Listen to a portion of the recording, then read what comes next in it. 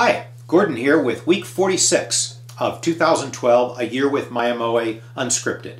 This week it's Intonation Part 2, Physics and Mathematics.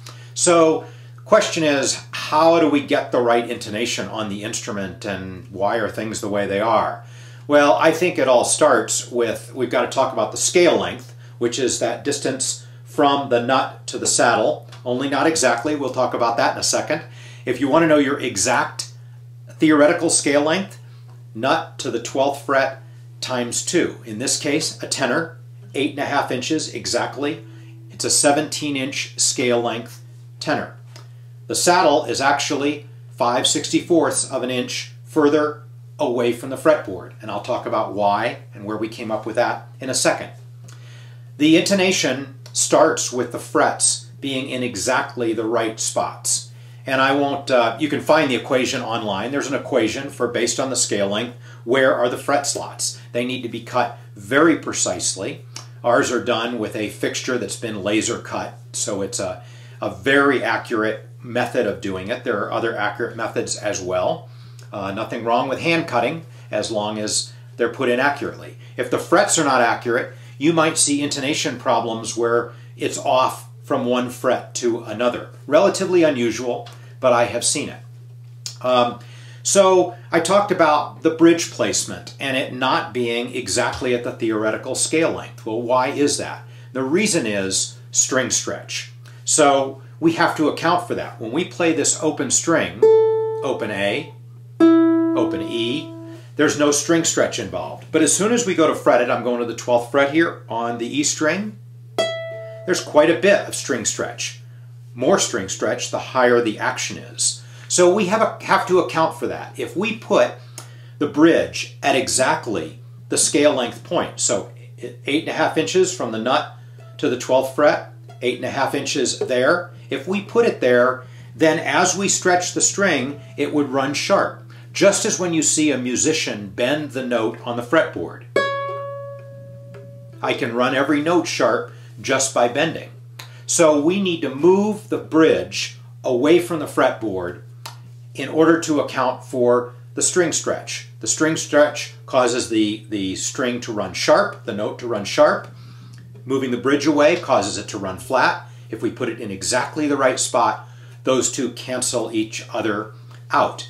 Now, of course, that is a function of action. People will say, well, is it a function of the strings? Not in my experience. We've tested all sorts of what I think of as nylon-based strings, be it Nile gut, black nylon, clear nylon, black fluorocarbon, brown fluorocarbon, clear fluorocarbon, which we use, and they all have the same stretching kind of equation.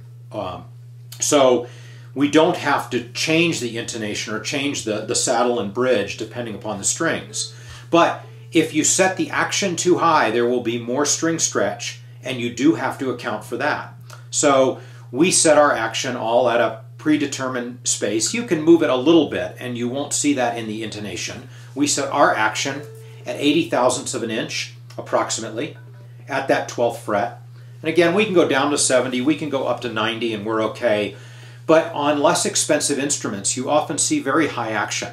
Action that is, say, 110 thousandths of an inch, a little over a tenth of an inch, or 120, approaching an eighth of an inch. And they do that because they don't want the instrument to buzz, and by getting the action higher, they are reducing the possibility of fret buzz. The problem is that as they get the action high, they're getting a lot of string stretch, and unless the instrument has been specifically designed and built for that, then it will tend to run sharp. And it's something seen frequently. The nice thing is that by spending a little bit of money and having the frets dressed, you can lower the action and you get to fix two problems at once. Lower action becomes easier to play and the intonation is spot on. So the other key to getting the intonation right, and I've talked about where the bridge has to be, 5/64 of an inch for us. That's what we found to be the right amount, away from the theoretical spot. Then we have to have very precise tooling that allows us to repeatably locate that bridge perfectly every time. And that's why at Mya-Moe we invest a lot of money in our tools and templates, because I think that the repeatability and the accuracy with which we construct is a key. So we have tooling that helps us put that bridge in exactly the right spot.